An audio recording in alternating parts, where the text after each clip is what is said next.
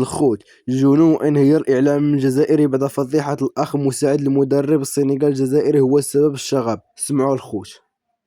هذه فضيحة. روحوا سقسي وديروا جامي صرات ما تشوفهاش هذه، ما في بوفر ما فقراء والله ما تشوفها. اول حاجه جمعه مباركه للجميع، ولكن نبغيكم هذا الفيديو هذا تبارطاجيوه لانه باش خصنا نديروا حتى حنا نفضحوهم، يعني خاصنا نفضحوهم البارطاج وكل شيء.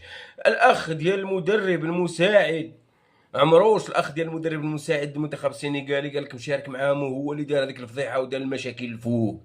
راه مشكله هادشي هذا، راه ما خصناش نسكتوا على هادشي هذا، خاص كلشي تبارطاجا، خاص تكون واحد الروينه في السوشيال ميديا باش كيما هما بداو هذا الاخر خاص تكون روينه. يعني الاخ ديالو مسؤول على الشغب اللي كان في الملعب، وهو اللي عيط له بالتليفون، خوه عيط له بالتليفون قال له هودهم. يعني هذا الشيء كانت مدبر، هذا الشيء اش كنت نقول لكم في الاولى، هذا الشيء فيه حوايج كبار، كان مدبر ومخطط باش يديروا فضيحه في الملعب. وهذا الشيء راه حطاتو ليسبريس، ما حطوش انايا، راه حطوه الدوله المغربيه، ما حطيناش حنا. يعني الانسان خاصو يتبارطاجا، خاصو يهضر عليه في لي باج، خاصو يهضروا عليه في السوشيال ميديا، خاصها تخروط، خاصها تبلبل. يعني هذا الشيء خاصو يتبلبل من الحقيقه، هذا هو خصو يتبلبل هذا الشيء.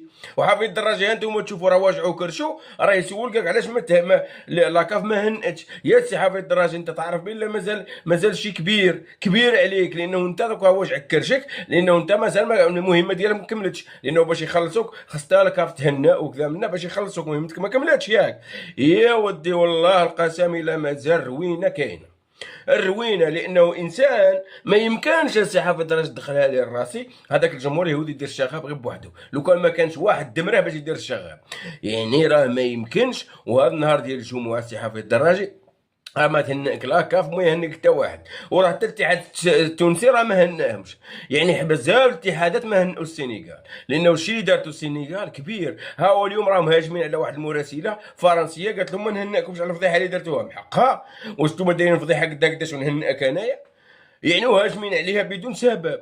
هذا الشيء كانت حمله مدبره مخططه باش ديروا الفضيحه في الاخر. وراه قالها الملك محمد السادس البارح، حتى هو قالها في الخطاب ديالو. يعني قال لك انا عايقين بكم كامل اللي درتوا هذا الشيء هذا. ولكن انا بغيت هذا الفيديو تبارطاجا، بغيتكم في السوشيال ميديا تقلبوها. السوشيال ميديا خاصها تولي تهضر على هذه المواضيع، تهضر على هذا الموضوع بالخصوص باش يكون ترند.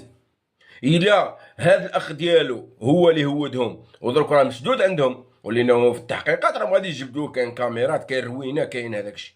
الا تجبد